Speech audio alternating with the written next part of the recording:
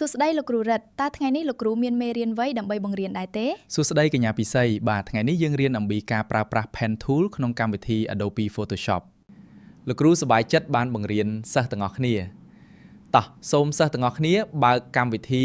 Adobe Photoshop សិក្សាជាមួយលោកគ្រូឥឡូវនេះអូខេឥឡូវយើងចាប់ផ្ដើមសិក្សាពី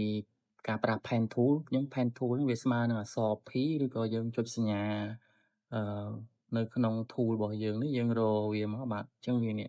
អញ្ចឹង Pen Tool ហ្នឹងគឺយើងទីមួយយើងអាចប្រើសម្រាប់កាត់រូបភាពឬក៏យើងអាចប្រើសម្រាប់ការគូរពុតតាមរាងអ្វីមួយដូចជាសញ្ញានេះអញ្ចឹងអូខេនេះយើងនឹងធ្វើតាម poster មួយនេះនៅកន្លែងនេះអញ្ចឹងបើសិនជាមេរៀនដំបូងនេះបងប្អូនអត់ទាន់ចេះគូរខ្លួនឯងទេយើងពុតតាមរាងរបស់គេនេះអញ្ចឹងយើងចុចវាមួយមកហើយយើងចុចឲ្យជាប់សកត់ឲ្យជាប់ហើយយើងពវល់វានេះទាញវាហើយយើងចុច Alt ទាញវាមកវិញទាញខ្សែនេះឲ្យវានៅលើចំណុចហ្នឹងណាបាទវាកោងអញ្ចឹងយើងចុចឲ្យជាប់មកហើយយើងពុតវាឡើងទៅលើបាទតាមរាងរបស់គេនេះបាទហើយយើងចុច Alt ទាញវាមកវិញនេះបាទហើយយើងចុចវាមួយទៀតហើយយើងពុតវាកោងតាមហ្នឹងចុច Alt ទាញវាមកវិញចុច Alt ដៃខាងឆ្វេងហ្នឹងចុចkeyboard Alt ឲ្យជាប់ហើយទាញវាមកវិញហើយតោះមកយើងពុតវាបញ្ចប់នេះហើយទើបយើងប្រឡែងបាទយើងអាចសេរីវាបានទៀតបើសិនជាយើងនៅខ្វះខាតអីណាបាទអញ្ចឹងចុច Pen Tool ហ្នឹងវិញយើងឃើញកន្លែងនេះយើងមានshape នេះយើងចុច shape នេះមកយើងចាក់ពណ៌វាមកបាទអានេះយើងបើយើងធ្វើអញ្ចឹងយើងអាចmake selection សិនសំទោសវាមាន2របៀបណាកន្លែងហ្នឹងអញ្ចឹងរបៀបទី1យើងអាចចុច make selection នេះបាទហើយយើងចាក់ពណ៌វានៅលើ layer new gradient នេះបាទអូខេមកបាទហ្នឹងយើងចាក់ពណ៌វាយើងជ្រើសរើសវាពីរពណ៌មក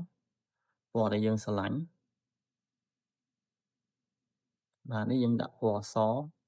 ហើយបើយើងចង់វាស្រាលយើងយកលើនេះយើងវា0បាទហើយនេះអាចទាញវាអញ្ចឹងយើងអូខេមកហើយយើងបាននេះយើងដាក់90អញ្ចឹងឬក៏ដាក់វា0ដើម្បីវានេះបាទភាពច្បាស់របស់វាបដិញទៅ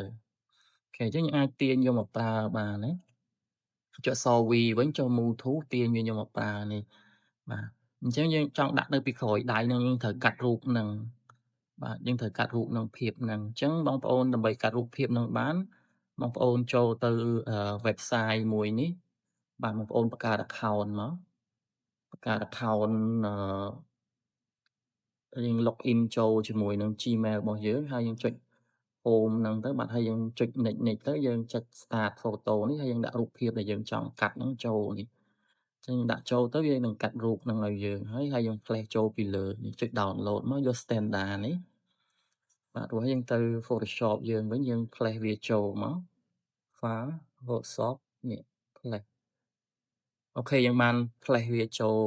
រូបហ្នឹងនៅពីលើរបស់យើងហើយនេះបាទយើង enter វាមកបាទអូខេអញ្ចឹងរូបភាពទាំងអស់នេះបងប្អូនអាចតាក់ទងមកសាលាឬក៏ចូលទៅទាញយកពីអ៊ីនធឺណិតណាមួយអញ្ចឹង website បើយើងអត់ទាន់មានទេយើងអាចមកចុះឈ្មោះចូលរៀនបានអូខេអញ្ចឹងការប្រើ Pen Tool ឥឡូវយើងម្ដងទៀតណាអានេះរបៀបទី1ឥឡូវរបៀបទី2អាក្រោមនេះអញ្ចឹងរបៀបទី2យើងអាចយក Pen Tool នេះមក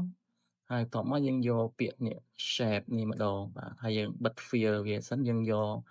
fill យក stroke វាមួយសិនណាយើងចាប់ផ្ដើមគូរវាបាទអញ្ចឹងយើងគូរវាដូចមិញដែរបាទគូរតាមខ្សែហ្នឹងមកចុច Alt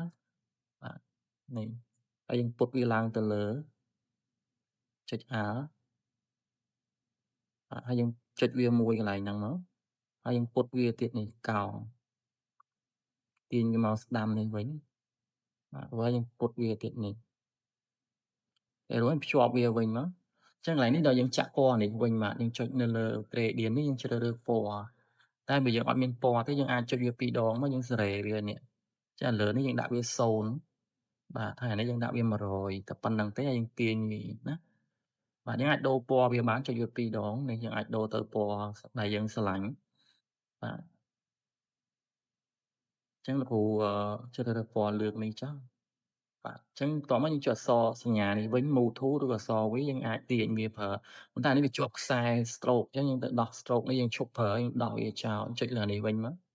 ដោះវាយើង ទាញវាយកទៅប្រើបាទឈប់